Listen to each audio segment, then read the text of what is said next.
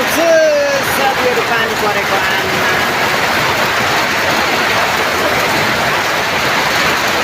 आमामा परेको पानी यतिको